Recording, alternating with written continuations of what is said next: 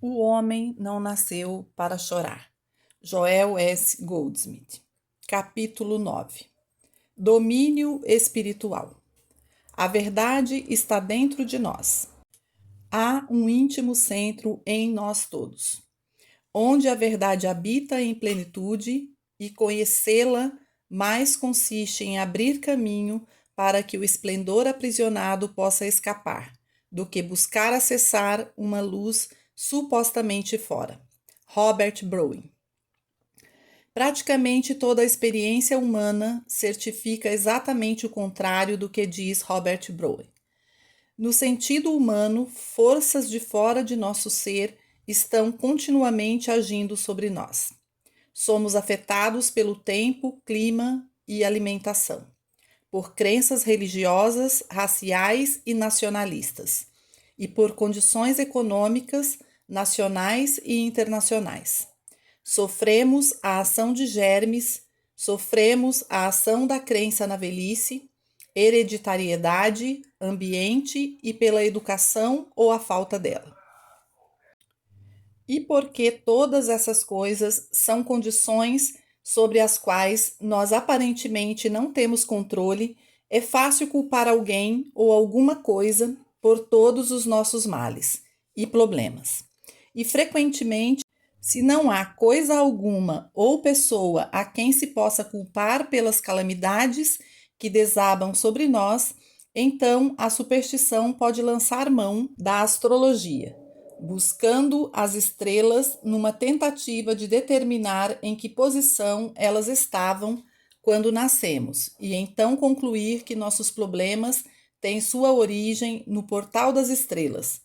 Ou ainda, se queremos mergulhar no oculto, chegaremos à conclusão de que alguém que morreu nos jogou alguma maldição.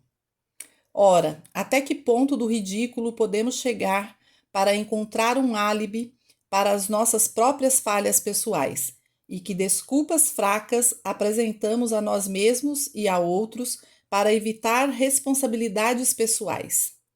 De fato, no quadro humano só há uma única razão para os nossos males, azares e discórdias, e ela é a ignorância. Ignorância espiritual. Nada aprendemos sobre a verdade, vivendo na ignorância dessa verdade, e nunca tivemos nada com o que nos confrontarmos com os reveses da vida. Segue-se, portanto, que nos tornamos vítimas de pessoas e circunstâncias.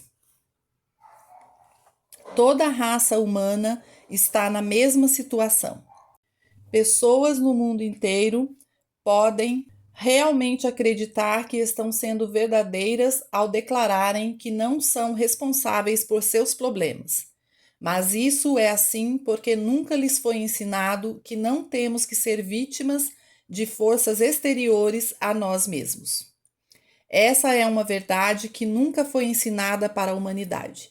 Somente aqueles que afortunadamente entraram em contato com algum místico ou com algum ensinamento místico e que então aprenderam sobre a verdade do ser, descobriram que o poder de controlar seus destinos jaz em si mesmos, e que nenhuma pessoa, nem grupo de pessoas, nem nações, nem condições podem danificar, destruir ou impedir que a verdade se manifeste. Voltando para a casa do Pai. A questão surge naturalmente. Onde pode a verdade ser encontrada na Terra? Precisamos admitir que ela pode ser encontrada em poucos, muito poucos lugares.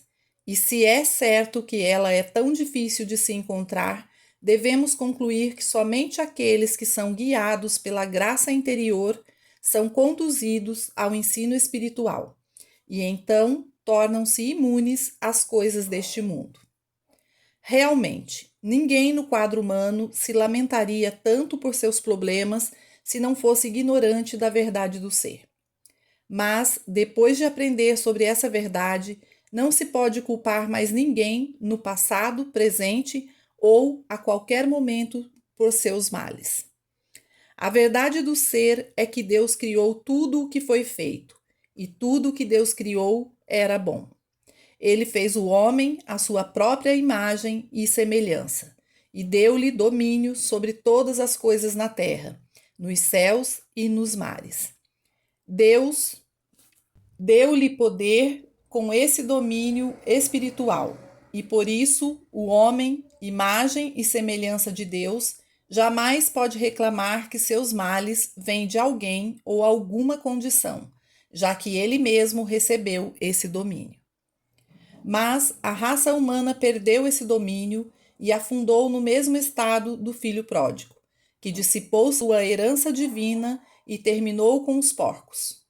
A raça humana tornou-se escravizada, engolida pela guerra, depressão, pobreza, enfermidade e pecado. Tudo por renunciar a esse domínio através da ignorância de sua verdadeira identidade. Tudo isso é o estado do filho pródigo, que continua sendo parte da experiência humana, até que o individual, como filho pródigo, comece a refletir. Esse é o modo de vida que deveria ser? Por quê? Se até mesmo os empregados da casa de meu pai estão melhores do que eu? Ele então empreende sua jornada de volta à casa do pai, e conforme se aproxima, é vestido com o manto da graça divina e com o anel da autoridade divina, e aproxima, e então, mais uma vez, ele se torna vestido do domínio a ele concedido no nascimento.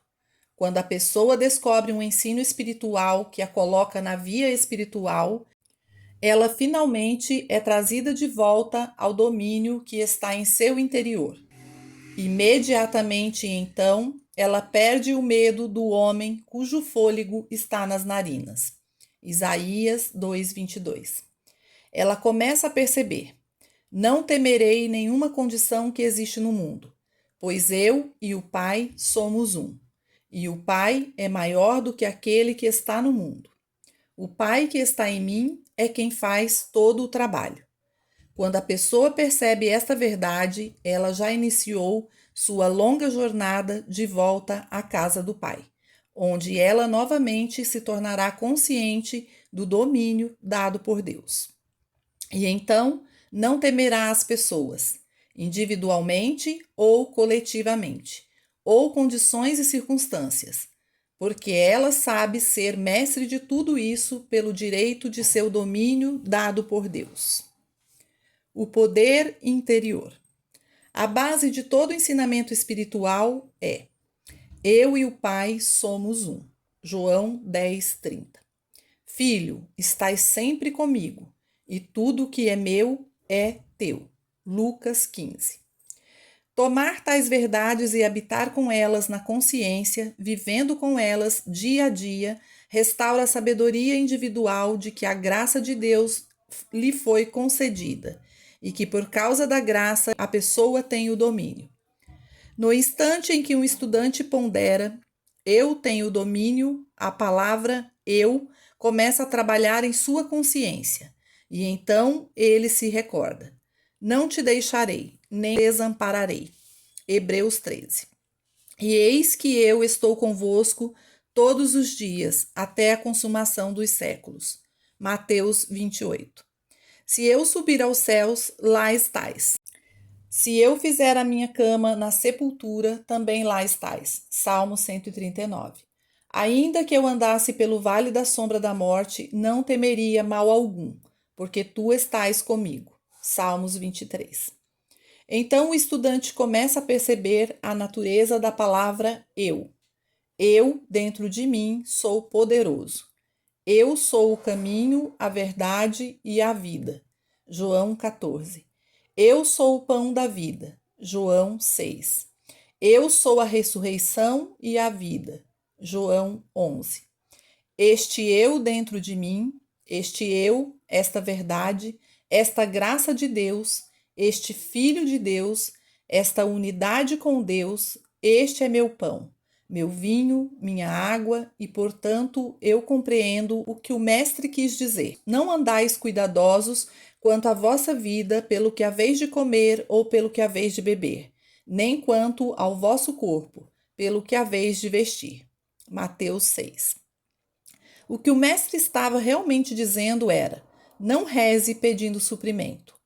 Eu sou o pão, eu sou o vinho, eu sou a água. Não se prenda a pensamentos sobre a vida humana, pois eu sou a substância e a atividade dela. Permaneça em mim, na percepção de que eu habito em você, de que eu realmente sou você. Eu constituo o seu ser. Eu em seu interior, sou a graça de Deus em você. Eu não preciso do homem cuja vida não passa de um sopro em suas narinas. Isaías 2:22. Não preciso temer nada que um mortal possa me fazer. Não preciso traçar, planejar, saquear nada, pois esse eu em mim, ele vai à minha frente, endireitando os caminhos tortos. Ele me prepara um lugar em sua mesa, anda a meu lado, anda atrás de mim, me protegendo. Vai comigo aonde eu vou. Quem está em mim e eu nele, esse dá muito fruto, porque sem mim nada podeis fazer. João 15. O que o mestre quis dizer? Que isso tem que ser assim somente em tempos de paz e prosperidade? Ou disse ele inequivocadamente: aquele que permanece em mim e eu nele, esse dá muitos frutos. Onde quer que estejamos, seja no céu ou inferno, ou no vale das sombras e da morte, onde for e quando for, eu nunca te deixarei, nem te abandonarei. Jamais te afogarás ao atravessar as águas, nem as chamas subirão a ti ao passares por elas, pois eu estou contigo. Esse poder divino que é Deus em ação, o Filho de Deus em nós, o ser, a divina presença dentro de nós. Esse eu interior em nós é maior que qualquer condição ou circunstância no mundo. Então, quando um Pilatos, seja qual for seu nome ou natureza, disser-nos: eu posso crucificá-lo, rápido como um relâmpago, podes replicar: nenhum poder terias contra mim se de cima não te fosse dado. Não há poder fora de nós que possa agir contra nós.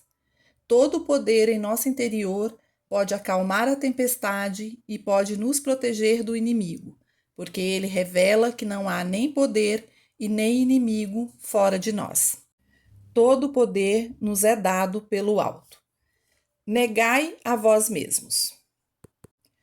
Uma pessoa espiritualmente desperta percebe que a graça de Deus é sua suficiência em todas as coisas e para todas as coisas: comida, vestuário, saúde, harmonia, proteção, segurança, paz, companhia e moradia.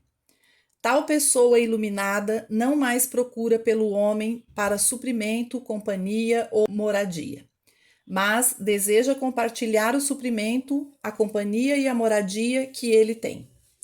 Ela não procura por ninguém e nem acredita que seja seu direito receber essas coisas de alguém.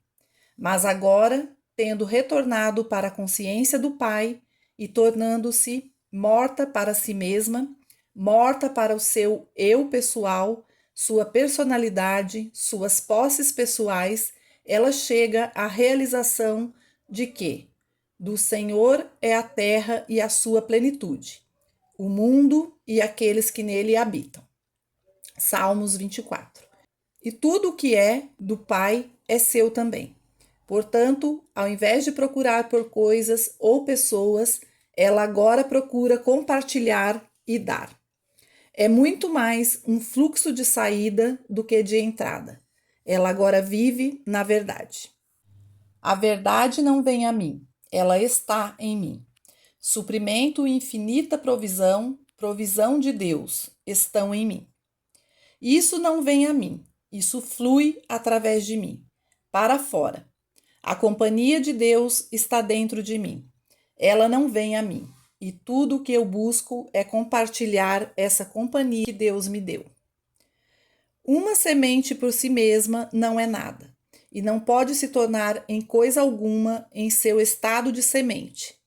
Somente quando desiste de si mesma, entrega-se e permite a si mesma ser rompida pelos elementos naturais, só então a semente muda sua forma e eventualmente torna-se uma árvore completa, carregada de frutos. E assim é que nós, insignificantes, eu e você, que por nós mesmos não somos nada, de repente tornamo-nos a fonte através da qual fluem infinita sabedoria, amor, companheirismo, provisão, perdão e infinitos bens em diversas formas. Jesus prontamente admitia que ele por si mesmo não era nada, mas todos nós sabemos o que veio a este mundo através dele, por causa de sua negação do eu e a realização de ser o Espírito do Pai quem faz as obras. O mesmo acontece conosco, porque quanto mais insistimos em viver para nós mesmos, tentando ser alguma coisa e a reivindicar alguma coisa, tanto mais seremos justamente apenas sementes. E como poderia ser diferente a vida para nós se quiséssemos negar a nós mesmos, admitindo que não somos nada e nada podemos fazer, pois através do Cristo podemos fazer todas as coisas. Pense no que era Saulo de Tarso, menos do que nada. Agora pense no que era São Paulo, e você verá como um pequeno nada, como Saulo, veio a ser a grande luz, Paulo. Pense em quão sem importância deve ter sido Jesus como rabi hebreu, e então recorde-se quão grande ele tornou-se como fundador do cristianismo. Como um rabi, com uma posição estabelecida no mundo, ele até pode ter sido tentado a olhar para si mesmo como sendo alguma coisa, mas foi somente percebendo que não era nada que tornou-se tudo. Uma das primeiras realizações que chega a toda pessoa que tem uma experiência espiritual é a não importância de si como pessoa. Quão pequena é a parte que um individual pode desempenhar na história do mundo através de sua própria capacidade? Mas, de repente, desse nada e aparentemente de lugar nenhum, a luz alvorece e alguma coisa começa a fluir a partir de dentro para todo o mundo. Quando isso ocorre, um Gautama torna-se Buda, Jesus torna-se o Cristo, Saulo torna-se Paulo, João torna-se o Revelador, Jacó, um sapateiro sem instrução, um Zé Ninguém, tornou-se o pai de uma extensa linhagem de místicos, de sapateiro a místico. Irmão Lawrence, um nada, um ninguém, um monge num monastério, cozinhando para outros monges, entrou para a história por centenas de anos. O Walt Whitman, um pequeno insignificante tipógrafo, foi uma de meia dúzia de pessoas de sua geração a sobreviver nas mentes dos homens que o aceitaram como o grande místico. No exato momento em que o Espírito do Senhor Deus toca um indivíduo, ele torna-se o Filho de Deus. Paulo diz: os que estão na carne não podem agradar a Deus, mas todos os que são guiados pelo Espírito de Deus, esses são filhos de Deus. Romanos 8. Assim que se alguém está em Cristo, nova criatura é. 2 Coríntios 5. Então ele torna-se o Filho de Deus, ele torna-se ainda menos do que era por si mesmo. E então essa luz vai adiante dele e dá ao mundo algum novo ensino religioso ou uma nova prática para um antigo ensinamento religioso. Ou ainda produz algo novo e esplêndido na arte, música ou literatura. Mas de um modo ou de outro, é sempre o poder da presença que faz tudo. Prática, não conversa. Para ajudar a tornarmos-nos os filhos de Deus e experimentarmos o fluxo de seu poder, deveríamos começar a viver e aplicar as promessas das Escrituras até que elas se tornem carne da nossa carne, sangue do nosso sangue, ossos dos nossos ossos, até que se tornem tão parte de nós que nós mesmos nos tornamos essa verdade. A verdade, ela mesma, habita em nós, alimentando não só a nós, mas a todos aqueles que vêm a nós. E, portanto, não mais culpemos mais nada ou ninguém. Não mais critiquemos, julguemos e nem condenemos ninguém, nenhum grupo, nacionalidade, raça ou religião. Porém, aceitemos a responsabilidade que vem de saber que eu e o Pai somos um, de que tudo o que é do Pai é nosso, e também de que aquele que está dentro de nós é maior do que aquele que está no mundo. Uma vez que isso é reconhecido dentro de nós, temos que começar a viver e praticar isso. O reino de Deus está em meu interior. Através da graça de Deus, posso alimentar multidões.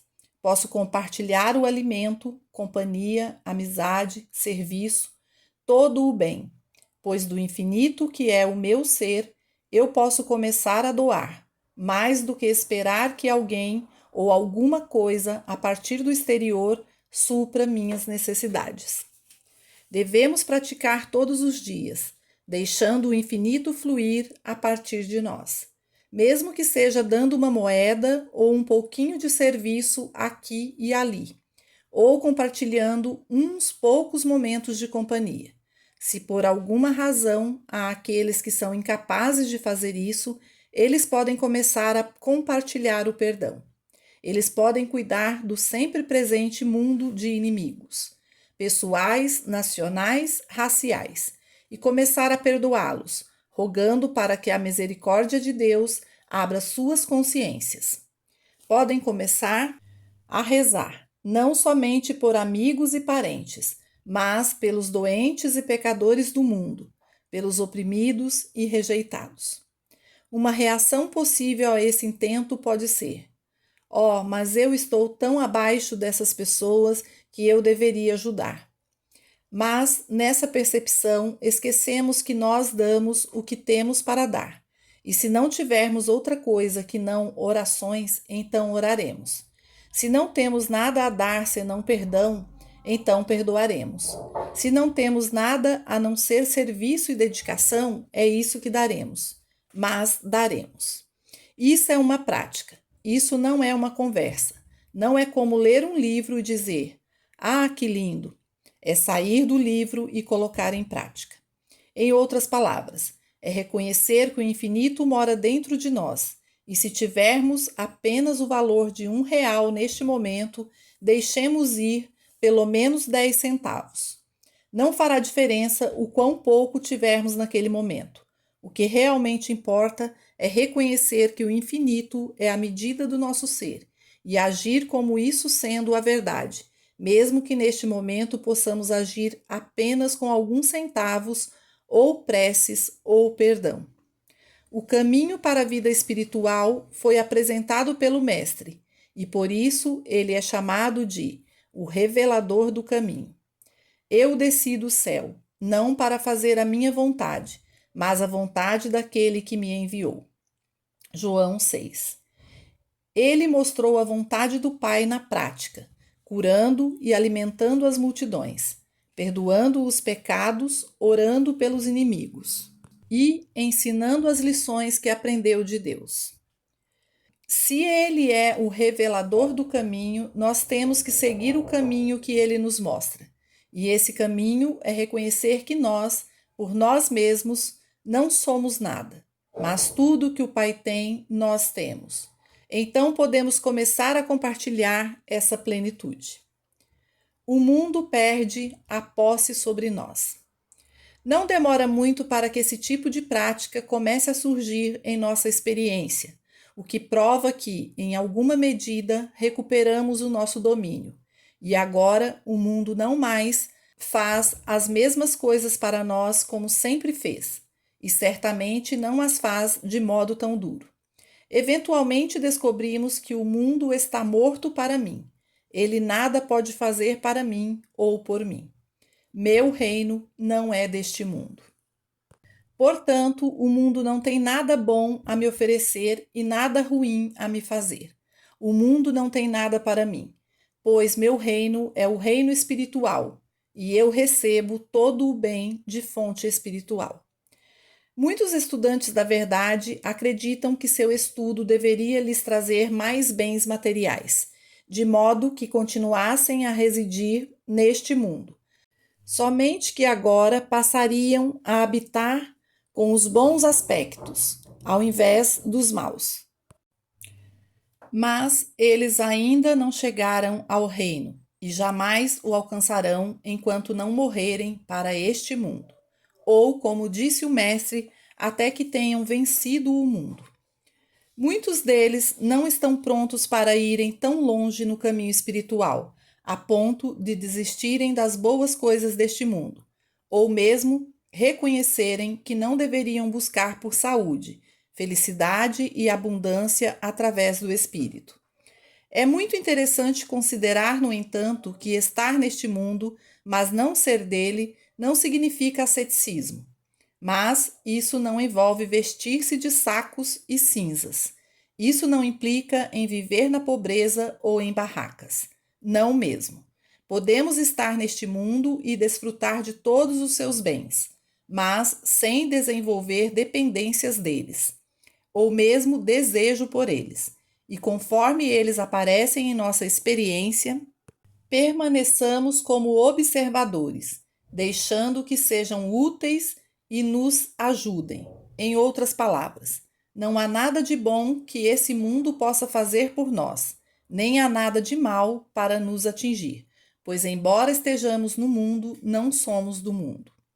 Ao chegar ao nível de consciência em que não tentamos usar Deus para obter nenhuma forma de bens humanos, mas aceitamos a revelação do Mestre de que buscamos somente o reino de Deus, então descobriremos que todas as coisas boas da terra nos são adicionadas, tomando parte em nossa experiência.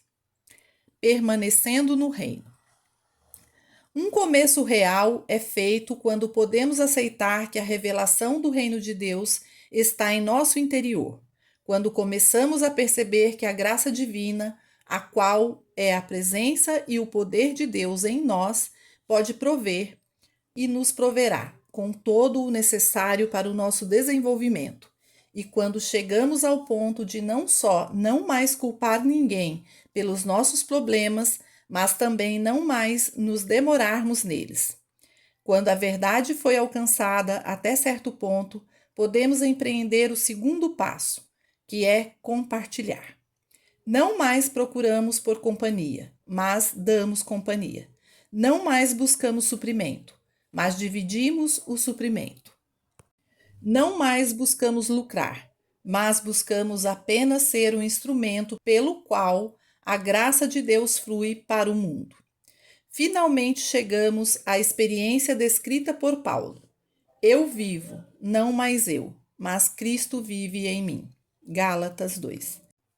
Só então o estudante chega a um dos mais altos degraus da escada da vida espiritual.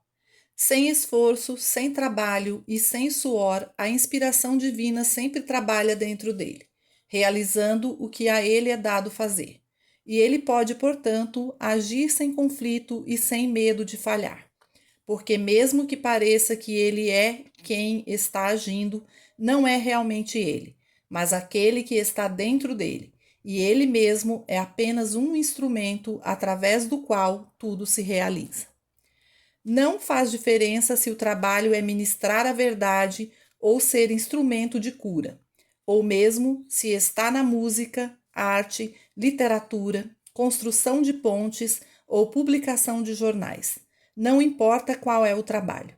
Há sempre essa intuição espiritual dentro dele, que age, que provê inspiração, sabedoria, conhecimento e poder, até mesmo para captar recursos para um empreendimento particular. Depois de perceber que a presença interior é o poder sobre todas as coisas, descobrimos que tudo vem da graça de Deus. Na verdade, o ensinamento de Jesus é de responsabilidade individual. Em outras palavras, nossa experiência exterior diária, de sucesso ou fracasso, é o efeito da atividade de nossa própria consciência. Consequentemente, o grau em que estamos dispostos a habitar na palavra e deixar que ela habite em nós é o grau de harmonia no mundo exterior. Assim, se reservarmos meia hora do dia para a verdade, teremos uma parte do dia de perfeita harmonia. E se reservarmos uma hora, então teremos uma parte maior do dia de paz, alegria e amor. Quando chegamos ao ponto de rezar sem cessar, vivendo na palavra, deixando a palavra viver em nós, permanecendo na palavra e deixando a palavra permanecer em nós, habitando no abrigo do Altíssimo, vivendo, andando e tendo nosso ser na consciência da verdade, então podemos esperar por um tempo ainda muito maior de partes de harmonia no dia todo. Sempre fica alguma coisa para o futuro, porque nunca atingimos total e completa realização. Jesus chegou a essa realização plena somente após a ressurreição. E nós também temos que passar primeiro pela tumba dos nossos problemas, para então ressurgir para fora deles, antes de atingir a realização plena de Deus em condição corporal. Mensagem de gabinete. O caminho infinito é dedicado a revelar a libertação espiritual, individual e inata, a qual aparece como libertação da escravidão dos sentidos, do corpo, dos ganhos e das circunstâncias. Adquirir algum conhecimento da verdade é a jangada na qual viajamos para o meu reino, onde todos recebem liberdade, paz e imortalidade. Há uma história chinesa que fala de uma pessoa que viaja e chega a um córrego profundo. Ela constrói uma jangada e o atravessa, mas chegando em terra a abandona, antes que a mesma torne-se um fardo em seu caminho. Assim, tomamos da mensagem da verdade como uma jangada, que nos ajude a atravessar o rio de nossa ignorância. E então, ao alcançar o meu reino, deixamos a mensagem da verdade e nos revestimos de espírito, alcançando libertação. Nossa verdadeira libertação não é libertarmos-nos de alguma coisa, mas uma liberdade em Cristo, que aparece como libertação do medo, do corpo, da ambição e da limitação de qualquer natureza. Todo ser humano demonstrará a continuidade da vida após a morte, mas somente os que estão espiritualmente livres alcançam a imortalidade. Todo ser humano pode conseguir saúde, abundância e felicidade em certa medida, mas somente os que estão espiritualmente livres alcançam a vida pela graça. Não pela força e pelo poder, mas pela realização da onipresença. Quase todo ser humano acredita em Deus, mas somente os iluminados, através de uma realização contínua da onipresença, alcançam a graça de Deus em sua experiência e vida diária. Algumas poucas ideias contêm o poder inerente da liberdade espiritual, que é encontrada na constante lembrança das palavras Emmanuel, ou Deus conosco. Viver em contínua consciência do Emmanuel é flutuar numa jangada segura até o meu reino, o reino da eterna paz e liberdade. Cante a canção Emmanuel, Deus conosco, de manhã, tarde e noite. Atravesse o rio da ignorância em busca do meu reino e reconheça para sempre a minha paz.